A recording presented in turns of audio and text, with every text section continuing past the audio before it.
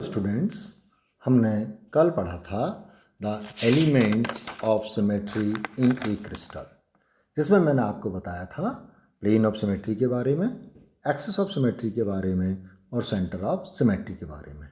कल हमने देखा था कि किसी भी क्रिस्टल के अंदर उसके प्लेन ऑफ सिमेट्री फिक्स होती हैं, एक्सिस ऑफ सिमेट्री फिक्स होती हैं और सेंटर ऑफ सिमेट्री फिक्स होती है।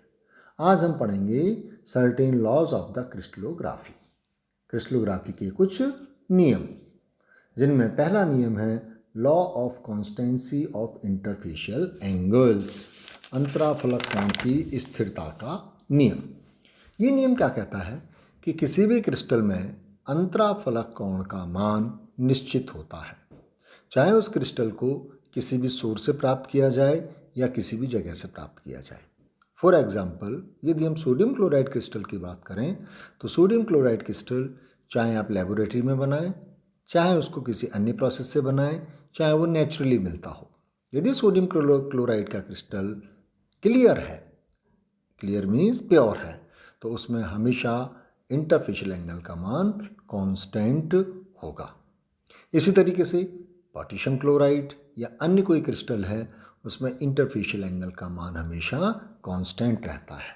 तो what we can say in English, that the interfacial angle of a particular type of crystal is always constant whatever may be the source and process of occurring that particular crystal.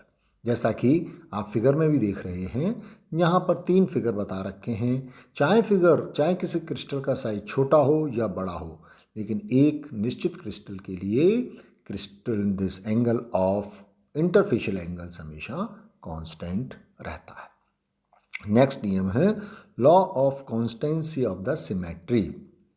Symmetry हम कल पढ़ चुके हैं कि किसी भी crystal के लिए सिमेट्री उसकी कैरेक्टरिस्टिक होती है। इस नियम के अनुसार किसी भी क्रिस्टल में टोटल एलिमेंट्स ऑफ सिमेट्री का मान हमेशा कांस्टेंट होता है। जैसे कि कल हमने देखा था किसी क्यूबिकल स्ट्रक्चर के लिए उसमें plane of symmetry plus axis of symmetry plus centre of symmetry, इन तीनों के कुल वैल्यूज़ मिलकर 23 हो रही थी। अर्थात किसी क्यूबिकल क्रिस्टल के लिए हमेशा जो टोटल एलिमेंट्स ऑफ सिमेट्री होंगे वो 23 होंगे। For example, for a crystal of potassium chloride it has total number of 23 elements of symmetry, यानी टोटल इसके अंदर सिमेट्री 23 हैं, जो न तो कभी कम होंगी न कभी ज़्यादा होंगी। It is called the law of constancy of the symmetry. Next है law of rational indices. Rational indices को समझने से पहले हमको समझना होगा what are the crystallographic axis.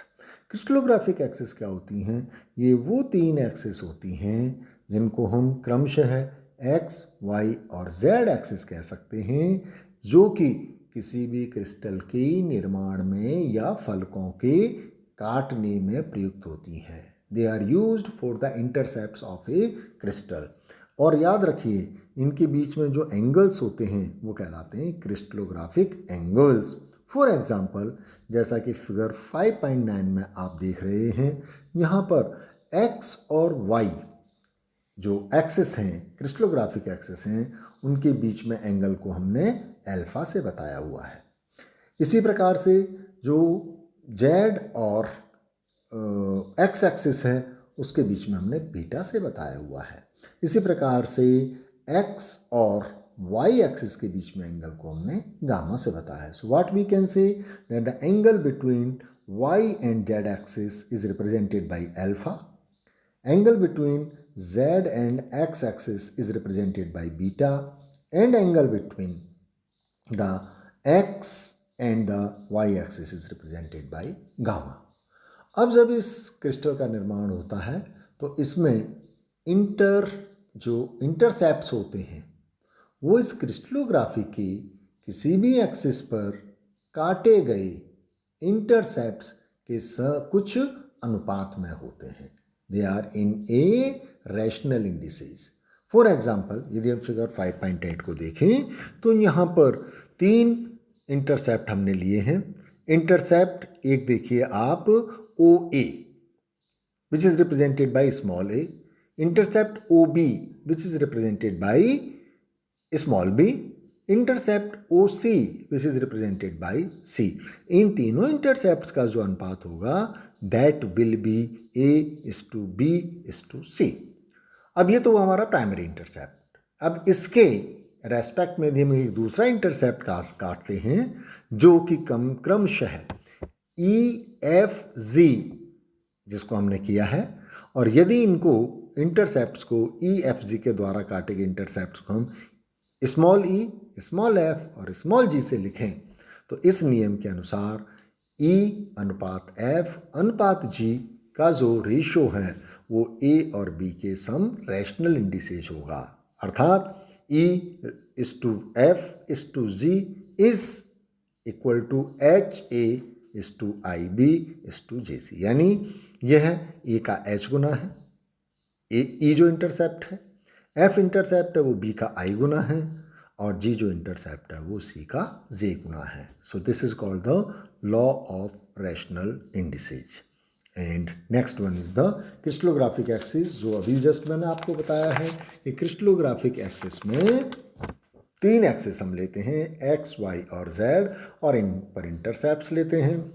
इनके बीच के जो एंगल्स होते हैं वो क्रमशः अल्फा, बीटा और गामा कहलाते हैं। किसी भी क्रिस्टल की आउटर ज्योमेट्री इन क्रिस्टलोग्राफिक एक्सिस पर काटे गए इंटरसेप्ट्स के अनुपात और इन angle alpha beta and gamma की वैल्यू पर डिपेंड करती है। जैसे कि यदि क्रिस्टलोग्राफिक एक्सिस में एंगल अल्फा, बीटा और गामा बराबर हैं और 90 डिग्री एंगल है एक दूसरे से, तो वह क्रिस्टल एक क्यूबिकल क्रिस्टल होगा। इस आधार पर हम क्रिस्टल्स को 7 पार्ट्स में या 7 क्लासिफिकेशन में डिवाइड कर सकते हैं, जिसे हम कहते हैं the 7 systems of the crystal structure.